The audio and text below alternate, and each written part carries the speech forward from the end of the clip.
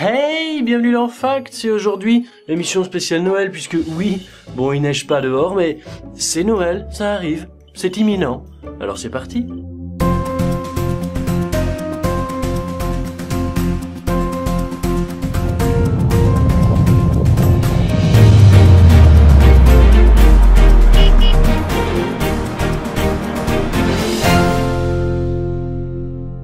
Tu le sais, le 25 décembre, nous célébrons Noël, l'amour, les cadeaux, la neige, si tu as de la chance. Eh bien, aujourd'hui, avec tous ces grelots et ça risque d'être un peu ennuyant, je te parle de quelques cariboles à propos de cette magnifique fête de Noël. Et on n'oublie pas que le Père Noël a été inventé par George Sand, puis Coca-Cola.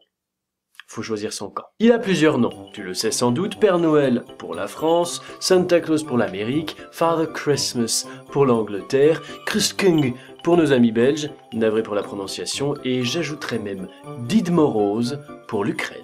Mais c'est bel et bien toujours le même homme barbu, avec sa lady, dans un traîneau traîné par des rennes. Exploitation animale?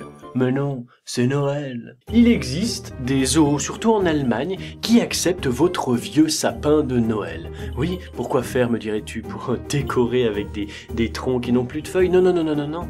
Pour nourrir les bêtes. Les ours polaires, les éléphants, les bouquetins, ils ont le droit de consommer votre vieux sapin de Noël qui est plein de vitamine C et plein d'autres petits nutriments très importants pour eux. Il y a bien sûr certains types de sapins et certains types de zoos, mais en Allemagne, c'est quelque chose de plutôt commun. En tout cas, c'est une très belle initiative, bravo les Allemands, et joyeux Noël les animaux! Joyeux Noël les sages! En 1914, pendant la Première Guerre mondiale, les Allemands qui étaient face au Royaume-Uni ont fait une trêve le soir de Noël. Pourquoi faire? Eh bien, pour s'échanger des cadeaux, pour décorer leurs abris, de quoi faire perdurer ça, hein? Ça aurait été peut-être mieux de garder ça sur plusieurs semaines, mois, années. Au Japon, on fête bien sûr le Père Noël, mais on fête un petit peu plus le KFC, puisque c'est une coutume très connue au Japon. Et oui, un jour KFC a décidé de faire un petit coup de campagne commerciale qui a très bien fonctionné, et aujourd'hui, il faut s'y prendre, tiens-toi bien, 2 mois à l'avance si tu veux espérer avoir ton repas KFC le soir de Noël. Ah, c'est japonais. Bon, itadakimasu, comme dirait l'autre. Le sapin de Noël a mis du temps à être utilisé puisque,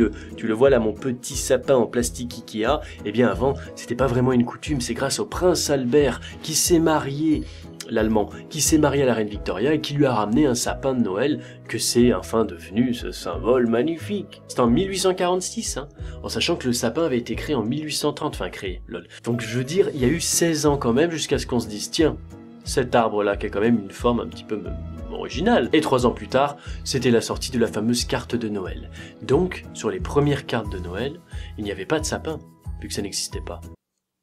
Les Polonais, pendant Noël, ils ont une drôle de coutume qui n'est pas sans rappeler la phobie la plus commune de nous tous, c'est de mettre des toiles d'araignée un petit peu partout, puisque l'araignée symbolise quelque chose de très positif à Noël. Pourquoi pas? Faudra demander à Natou si c'est vrai.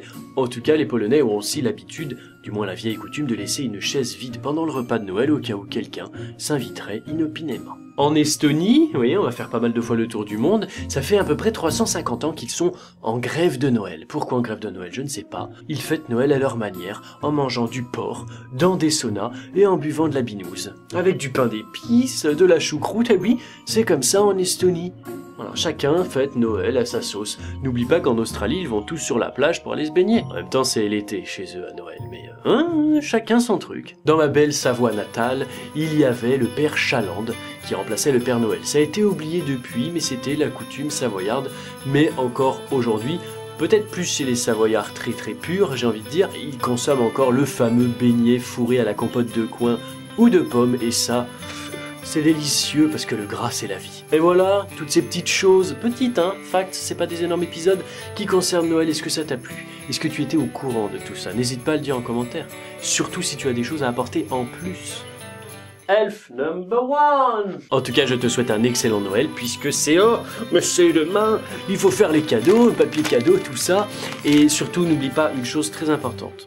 Le soir de Noël. C'est une fête de partage, d'amour, et en ces temps rudes, tout le monde n'a pas la chance de la fêter ainsi. C'est ce qui fait le plus chaud au cœur cette fête pour terminer une belle année. Et puis je t'invite, si tu as envie, à ne pas hésiter à offrir un petit quelque chose aux gens dans le besoin, puisque le soir de Noël, tout le monde n'a pas la chance de le passer en famille, et encore moins sous un toit. Joyeux Noël à toi, et on se retrouve très vite pour un fact qui concerne le Nouvel An.